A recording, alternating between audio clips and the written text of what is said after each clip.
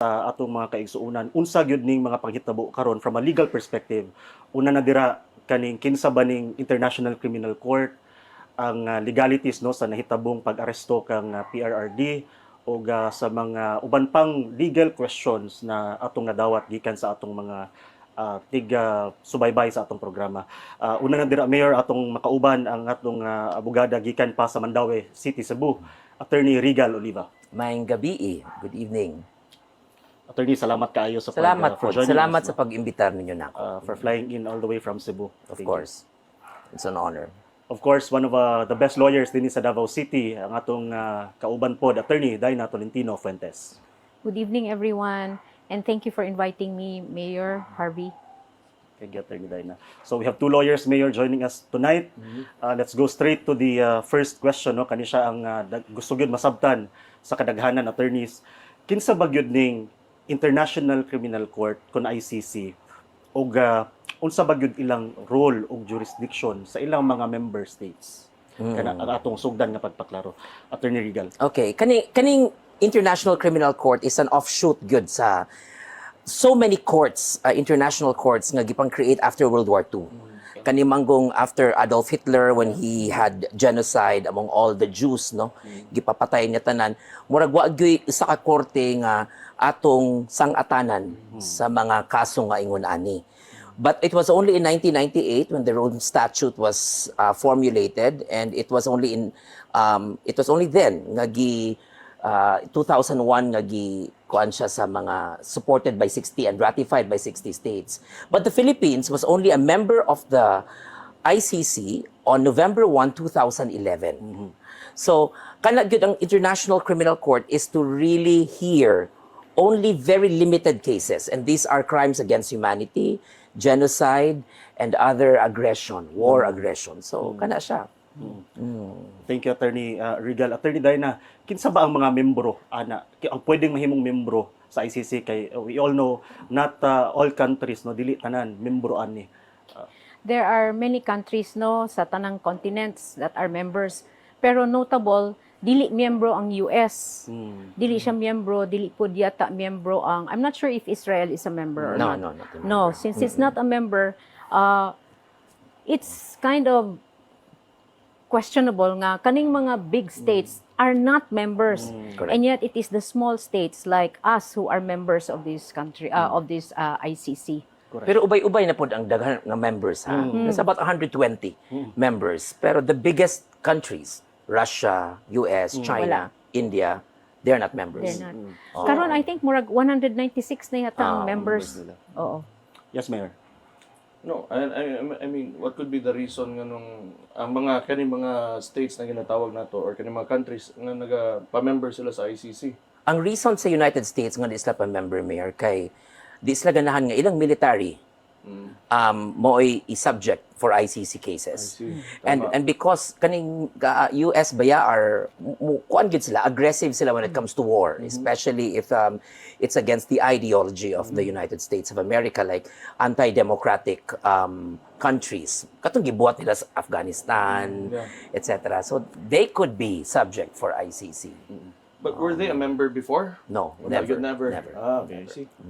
Same with Russia, India, China. They were never members, precisely because of the fact that they have military might, and so they want to be able to do things their own way without having their sovereignty questioned under an international court. Okay. From that point, attorneys, no, simply sa laktod nga pagkastorya, dili obligado ang mga nasod nga mahimong membro ana. No. Dili. Okay. Dili. Okay. Dili bot pasabot nga kung dili membro ka sa ICC, dili nagagana ang inyong justice system sa inyong sariling country. Not necessarily. Okay. No. Okay. So I think Ang kuan lagid plus lagid anang mag-member tag ICC na lagid tay more diplomacy Okay. to other countries who are members also. And since we are also establishing very good diplomatic relations with other countries, that's why nagpa-member pud ta ana. That was the vision of the late President Noynoy Aquino nganong nagpa-member pud siya ng ICC. correct. So, ang ato ang gusto mabawaan na ni siguro by the end of this Discussion. discussion May bawaan na to kung appropriate ba ang intervention sa ICC aning Correct. case ni PRRD, Correct. PRRD. That is right. So, before kumuad to dira mayor no, pasadahan lang nato. So, what is the process of the ICC's attorney? What's next now? Sa step ba kay other people are saying na it will take years, minimum 8 years na nadagan na kaso. So, in this case, Karen, sa kay PRRD, we are now at the bago lang nahuman ang pre-trial and they've set the confirmation of charges in September. So, Yes. after ana, unsa ba atong ma-anticipate sa pinagi sa ilang timeline? After they've set the confirmation of charges is set in September. This is when they will inform the President Duterte, oh, these are the charges against you. But as of now kasi sa warrant kasi there were 3 charges but only one was given a warrant of arrest katong murder. So I think it will just devolve there unless previous to that the prosecution will find other charges in which it ma-amend na pod ang mga charges. We hope not, no? But that is basically now what President Duterte is facing, murder charges. I will not call him former President Duterte because to me, he is my president. Klarohon lang nako, ha? To a lot Okay. of us. Exactly. To a lot Yes, of us, yes. agree. So, what will happen there is after the charges are confirmed in September, then trial will begin by the prosecution. But this will be a long way off kay unsa pa man September pa man. Although I really hope that President Duterte will be able to get an interim release. But it will depend on his lawyers. Yes, yes. Pwede man pwede na but from now until September, President Duterte can already apply for interim release. The thing is, the judge no of the ICC nga nag-hear atong first pre-trial hearing ni order na sa prosecution na immediately you should already present your evidences immediately. In other words, the defense and the prosecution should already be studying before September 23. Kaya kung September 23, the prosecution cannot present a substantial case that will move to the trial, then automatically by September 23, the case will be dismissed. Okay. So there are two ways na may tabo in September. It's either the trial will proceed or the case will be dismissed altogether, Yes, yes. depending on the kaning evidences Correct. nga mag-gather sa prosecution. Tama? Yes. Okay, that's clear. We will discuss further kaning sa remedies and sa legalities, attorneys and mayor, no? But for now, diri ta sa membership sa Philippines. Because now it is a fact that the Philippines dili na ta membro sa ICC. So kanus abata nagpa-member ani ug kanus ata ni kalas. And sa atong pag-withdraw, what is now our obligation bagyod kung naaman sa ICC? Attorney Dina.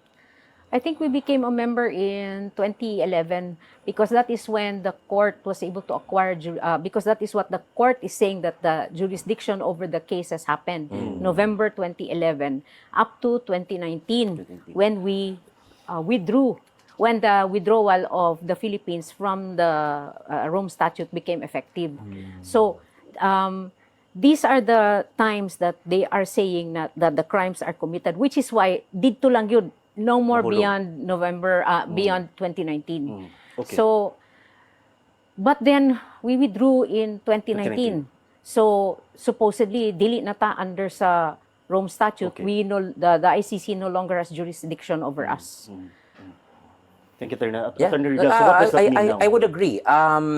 In 2011, when President Duterte was still the mayor, 2011 to 2016, and until he became president, 2016 to 2019, that's really the gist of the warrant of arrest. Mo na iyang kaso. It is crimes against humanity. I really do not know unsaon nila pag-present aning crimes against humanity. Kay indiscriminate ba ya ang killing supposedly sa crimes against humanity. And during the time of from 2016 to 2019, and maybe even wa kay ko'y knowledge what happened in Davao, but 2011 to 2016, but what we have seen around the Philippines was that si President Duterte naghimog so many rehabilitation centers for drug addicts. In other words, dili indiscriminate ang killing. So asa may naka-crime against humanity ani, 'di ba? According to what they're saying is there are about 19 plus 24, gamay ra kaayo 43 rin ka. cases, 43 cases, 43 individuals who are Allegedly supposed to be the victims. But the claim, therefore, that it is 30,000, I think is a bit too much, because now they're saying that they just filed the other people here in the Philippines are saying it's just a representative sampling of the cases. Yes, and that is not supported also by evidences. Yes. Oh. Correct. Unlike ang Vladimir Putin, he is also facing a warrant of arrest, but millions of people died in Ukraine because of his attack. So kana siya, that can be crimes against humanity, but I really don't understand Asa Dapita ang crimes against humanity and murder also. Yes. Murder should be premeditated. There should be Yes. motive. Where is premeditation here?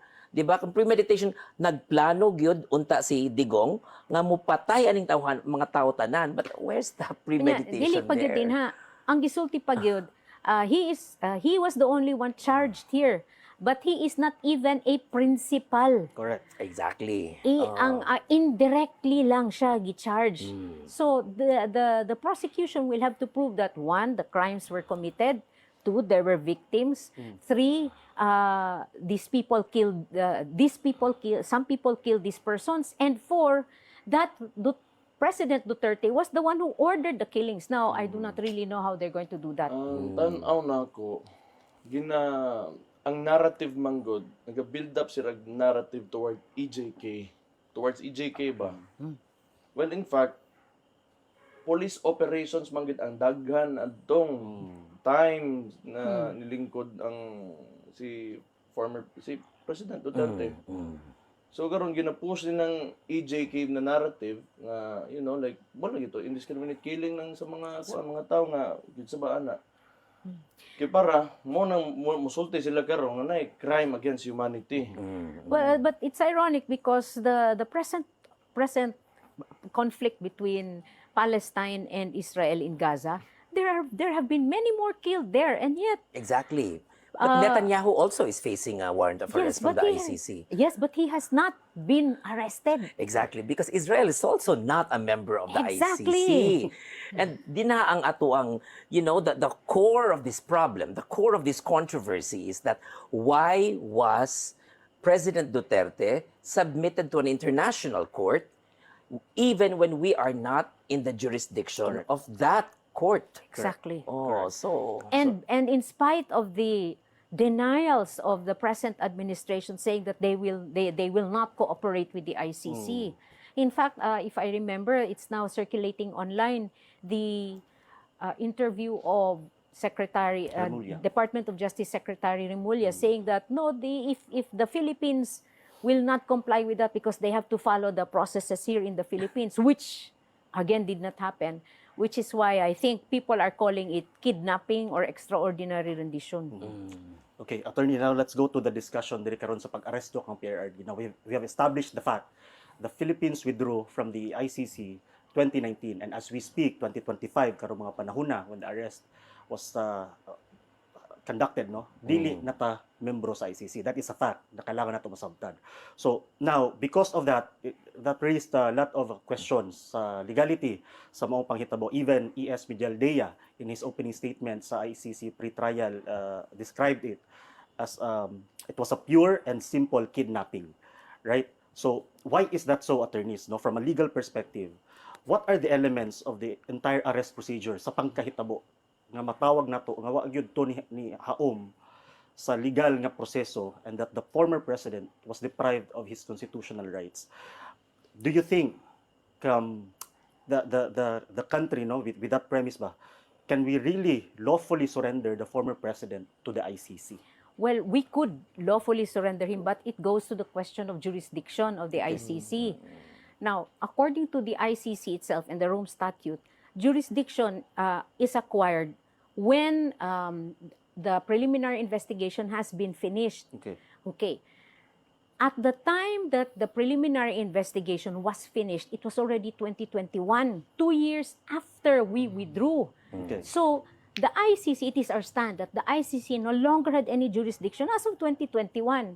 And yet, despite that, the ICC, through its prosecutor, continued the investigations. In fact, the Philippine government, through the Office of the Solicitor General, filed a notice of appeal and an appeal brief questioning the jurisdiction of the ICC. Unfortunately, I think it was composed of 5 judges. 3 judges voted that the ICC had jurisdiction, but Two. the presiding justice and 1 other dissented and made their dissenting opinion known, saying that they did not have jurisdiction. Juan, pero nga no, kung aware ang ICC anding by 2021 nahuman tong preliminary investigation. Oh. So why did murag nganon nila gidawat si kuan karon dito sa Hague? Wala pa may hearing for that. I see. Yeah, but why did they cooperate with the government na wala sila jurisdiction? As of now, jurisdiction is not yet a question. Okay. They will discuss jurisdiction by September 23. Yes. So as of now, i-detain muna kaya na may warrant of arrest, and the prosecution in their prosecutorial brief said na the Philippines is now cooperating and is willing to hand in the President Duterte to the ICC. And so, once gani, although dili obligated ang Philippines nga mo submit ni Duterte ngadto sa ICC, pero once gani maka-acquire og jurisdiction ang ICC niya, then they will have to hear him because of the cases from 2011 to 2019. Pero ang problema ana is the way he was offered. First, he was served the warrant of arrest. Number 2, how he was offered to the ICC. These are jurisdictional problems already. And that can be the first question. Because if you cannot pass on how you were arrested, how the warrant of arrest was served, then that case can automatically be dismissed. Because, the fruit of the poisonous tree. Yes. Mao man na siya. Di man na pwede mo discuss ta sa trial kung in the very first place sayop ang pagdakop. Okay, ang fruit of the poisonous tree is, Attorney Regal is saying fruit of the poisonous tree. Ang pasabot ni Ana is, if the process by which the evidence or jurisdiction, evidence was gathered was illegal, then any evidence gathered as a result of the process is also considered illegal and cannot be admitted in evidence. Okay. Kana to siya. Pero ako ba nganong nag-participate gihapon ng ICC? Okay, according to them, naman kuno sila jurisdiction from 2011 to 2019. So katoy lang ginaingon nga. Kana, yes. Pero kita, di kita obligated. Kay 2019 upwards, di naman ta member. So, supposedly, yun, kung si President Duterte muadto og United Kingdom, and UK is a member of the ICC, he can be arrested there. Dili dinhi. Dili din higud. And also, and also supposed to be good since 2019 pa na kita nag-withdraw, wala gyud dapat sila jurisdiction because that is really our stand. They have no jurisdiction. And in fact, the Philippines has been saying prior to the execution of the warrant of arrest, we will not entertain the ICC warrant of arrest. So it is really a great, how shall I say it, surprise that they did an about face. And in fact, it would appear nga beforehand pag yun, na sila, they were already in talks with the ICC for the issuance of the warrant of arrest. Bisag si Bongbong Marcos, kapila na nigawa yung baba nga Dili niya. Dili Di niya i-respect ang jurisdiction sa ICC. Pero granting for the sake of argument, kung member pa lang ta sa ICC karon, if we're a member, diwa gyapoy jurisdiction ng ICC yor. Exactly. Why? Because we have laws. We have RA 9851. We have functioning prosecution. We have functioning courts. We have a Supreme Court that is still functioning. So nganong kuhaon man ang kaso sa ICC? So Exactly. di good pwede Okay. to begin with. Okay, ang RA 9851 is the act on the Philippine law on international On crimes. humanitarian Yes, humanitarian international laws. humanitarian law, genocide and other crimes, Crimes. against humanity. So kana na siya. So even under RA 9851, there already a provision saying na dili pwede ihatag ang jurisdiction kay dirisa. And even if there is already a warrant of arrest there, we still have to look at the applicable extradition treaties and laws. Exactly. Karon, we we do not have an extradition treaty with the ICC because ICC is not a state. It's not a state. Oh. So, since we do not have an extradition treaty with the ICC, dili gyud siya dapat unta gihatag dito sa ICC. So, this one really is a rendition, a kidnapping, plain and simple. So technically kidnapping yun siya. Kidnapping without ransom. Tinuda. Mm. Tinuda. Yeah. Gikuha ba ya siya ha? Correct. Forcefully, gisakay eroplano, and the airplane is even private, and then spent by the government. So this is, kidnapping made State-sanctioned and hosted kidnapping. by the government. Yes. Kay ang nagbayad ba ni Ani daw, according to Office of the Niangkon President. sila. ni DILG Secretary Remulla, it was the Office of the President. So, where did the money come from? It came from our taxes. Correct. Tama ka, Director, not to mention ba, the other